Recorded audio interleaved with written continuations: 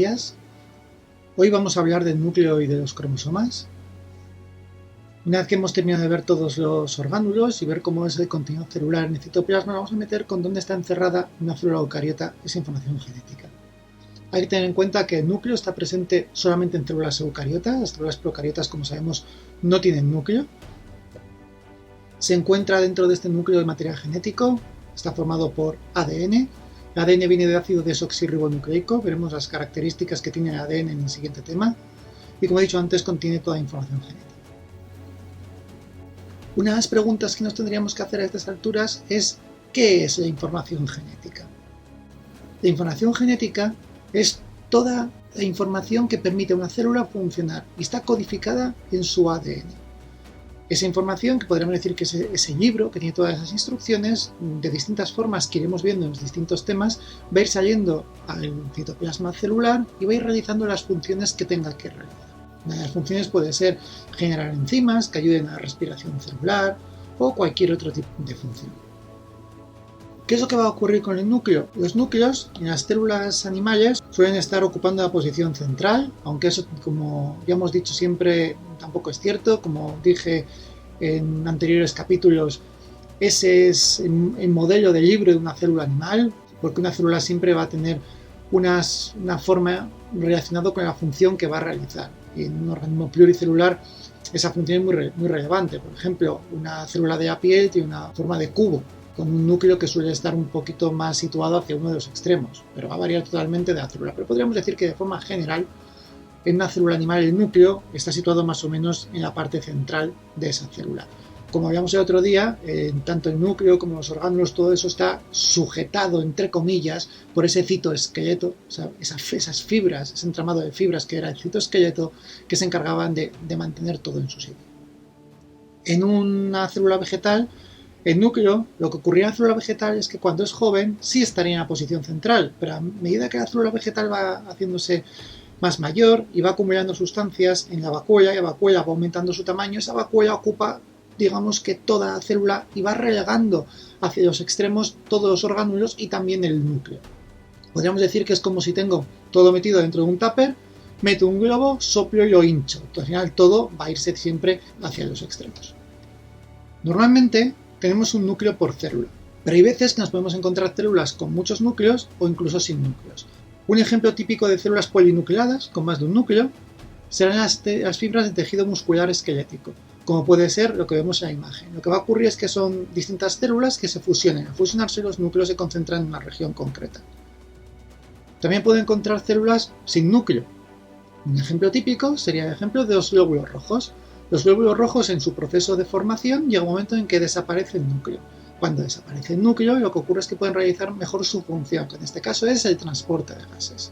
Serán dos ejemplos, pero son excepciones, porque lo habitual es que las células tengan un único núcleo. Otra pregunta que nos tendríamos que hacer es si siempre podemos ver el núcleo en una célula eucariota. No lo vamos a poder ver siempre. Cuando la célula se va a dividir, que es lo que vamos a ver al final de este tema, lo que ocurre con el núcleo, la envoltura nuclear, es que se desarma, se forman los cromosomas y no tendríamos el núcleo visible. En ese momento el núcleo desaparece, la célula se divide y se vuelve a formar el núcleo. Pero en la mayoría, en todo su ciclo celular, sí vamos a poder ver el núcleo. ¿Y qué componentes va a tener el núcleo? Bueno, ese sería un núcleo típico, ya lo hemos comentado también en capítulos anteriores un poco por encima. Decíamos que el núcleo va a tener una doble membrana, una membrana interna y una membrana externa. Lo podemos ver en la fotografía, membrana interna y membrana externa. Además tenemos un espacio intermembranoso, que es un espacio que hay entre las dos membranas. Lo podemos ver, aquí se puede ver, pero se ve mucho mejor ampliado aquí. Si podéis ver, entre las dos membranas tengo un espacio. Este es el espacio intermembranoso, que va a ser más grande que cada una de las membranas. La membrana externa está conectada al retículo endoplasmático rugoso. ¿Y qué es lo que tiene particular el núcleo? Bueno, pues tenemos un montón de poros nucleares. Lo vemos aquí como agujeritos y se ve muy bien en esta ampliación de la membrana nuclear. Esos poros nucleares son los que se encargan de la comunicación entre el núcleo y el citoplasma. Y esta comunicación es importantísima. ¿Por qué es importantísima? Porque las instrucciones para que la célula funcione están en el núcleo. Y esta información, estas instrucciones deben de alguna forma llegar a su destino. Y su destino en general va a estar en el citoplasma. Además, en el núcleo nos encontramos el nucleoplasma. ¿Y qué es el nucleoplasma? Bueno, pues sería como decir citoplasma para una célula, lo mismo en un núcleo. Es decir, es todo el medio interno que nos vamos a encontrar dentro del núcleo. Todo este medio interno que es un medio acuoso. ¿Qué es lo que va a ocurrir ahí? Que en él van a tener lugar todas las reacciones de replicación del ADN y de síntesis de ARN. Lo veremos en el próximo tema, pero el ADN es el que guarda información genética y el ARN es el que transmite esa información genética a su destino. Que su destino principalmente va a ser ir a los ribosomas para sintetizar proteínas. Esa parte también la veremos en el siguiente tema. Otra estructura que nos encontramos es el nucleolo. El nucleolo va a ser una zona esférica que tiene un color más intenso. Este dibujo puede dar lugar a error, porque por este dibujo puede parecer que el nucleolo es una región definida con una membrana. No es cierto. El nucleolo no es una región definida, es una región amorfa, simplemente es una región donde se concentran una serie de fibras de ADN muy concretas, que tienen una función muy concreta. Lo que ocurre en el nucleolo es que se sintetizan los ribosomas. En realidad se sintetizan los componentes de los ribosomas, que se terminan de ensamblar en el citoplasma. Pero bueno, podríamos decir que sintetizan los ribosomas. Esta sería una foto de microscopio electrónico, fijaros muy bien, podemos tener un único nucleolo o tener varios. A veces tengo muchos pequeñitos o a veces tengo uno grande.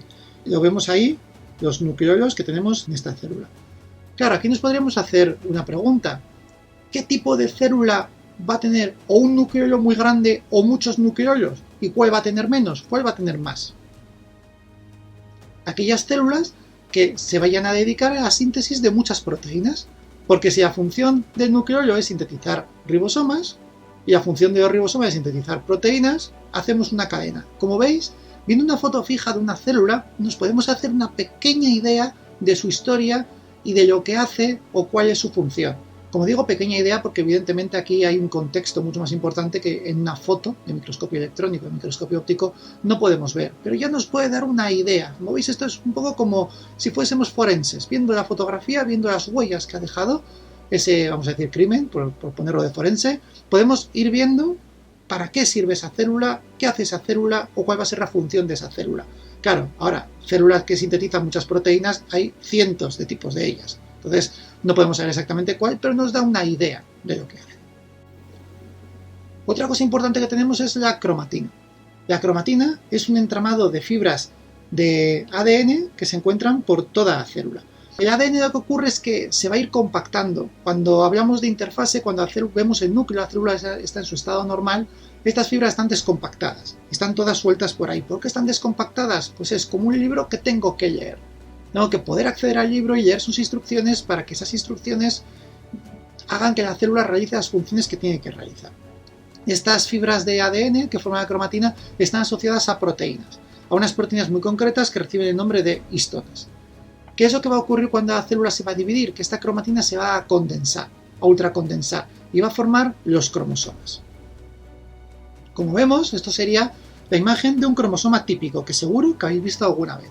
Lo que va a ocurrir con el cromosoma es que son un montón de fibras ultracompactadas. Fijaros, esto sería la fibra de ADN. La fibra de ADN se va compactando poco a poco, lo hace sobre unas proteínas que son histonas, en las que se enrolla como si fuese un carrete. La fibra de ADN se enrolla sobre la histona a modo de carrete. Para que nos hagamos una idea, si esto sería la histona y esto sería la fibra de ADN, la fibra de ADN se va enrollando en una histona, da dos vueltas, luego se enrollaría en otra histona, daría otras dos vueltas y luego todo esto se va ultracompactando. Cada una de estas proteínas histona, lo que ocurre es que se compactan sobre sí mismas y luego poco a poco van cada vez compactándose más y más y más y más hasta formar una estructura ultracompactada que es el cromosoma. ¿Qué problema tiene el cromosoma? Una vez que tengo ultracompactada esta información, no puedo leerla, no puedo acceder a ella. Por eso, cuando necesito acceder a información, necesito que esté descompactada. Decimos descompactada o descondensada. Ahora vamos a hablar de los cromosomas. Como hemos dicho antes, los cromosomas solo van a aparecer durante el proceso de división celular. Tienen una forma filamentosa, es que forman unos filamentos, unas fibras, y están encargados de distribuir la información genética en las células hijas. Podríamos decir que un cromosoma es ADN enrollado, a los biólogos moleculares nos gusta decir súper enrollado, unido a proteínas, a unas proteínas muy concretas que se llaman histonas. Es decir, ADN enrollado con proteínas histónicas. Si lo vemos su estructura, diríamos que esto sería un cromosoma, se divide en dos partes. Esto sería una cromátida y esto sería su cromátida hermana. ¿Por qué llamamos cromátida hermana? Porque son exactamente iguales. Si esto, por ejemplo, fuese el cromosoma 1, tendríamos una cromátida que es copia de la otra cromátida. Son copias idénticas. ¿Para qué se copian? Para luego poder dividir esta información genética en sus células hijas y que todas lleven exactamente la misma información genética. Si hiciese zoom en un brazo de un cromosoma, lo que me encontraría es que tengo estas fibras que, si sigo haciendo zoom, encontraría las cadenas de ADN que, digamos que, como hemos dicho antes, estarían ultra compactadas. Dentro del cromosoma voy a encontrar varias estructuras y vamos a ver varios nombres y varias partes que tiene este cromosoma. Lo primero que tendríamos sería el centrómero. El centrómero es la región por la que se unen las dos cromátidas hermanas. Es muy importante llamarlas cromátidas hermanas, porque, como he dicho, una es copia de la otra, van a ser idénticas. El centrómero es la posición por la que se unen estas cromátidas hermanas.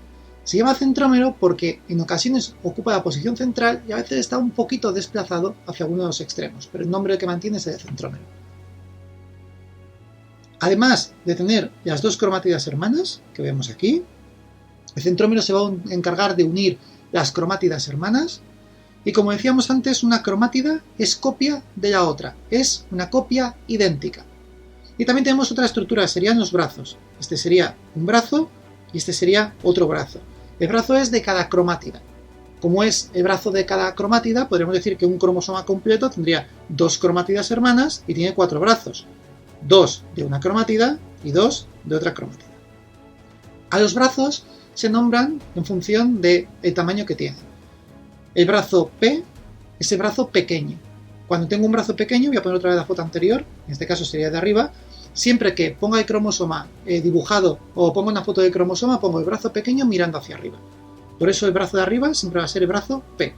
Si tiene el mismo tamaño, que a veces ocurre cuando el centrómero está en la posición totalmente central, igualmente llamo el brazo P al brazo que decido poner arriba. Y el brazo Q es el que está abajo. La P viene de Beckett, o en francés, no me acuerdo ahora si se dice Beckett, y la Q viene porque es la siguiente letra del abecedario, por eso se llaman P y Q.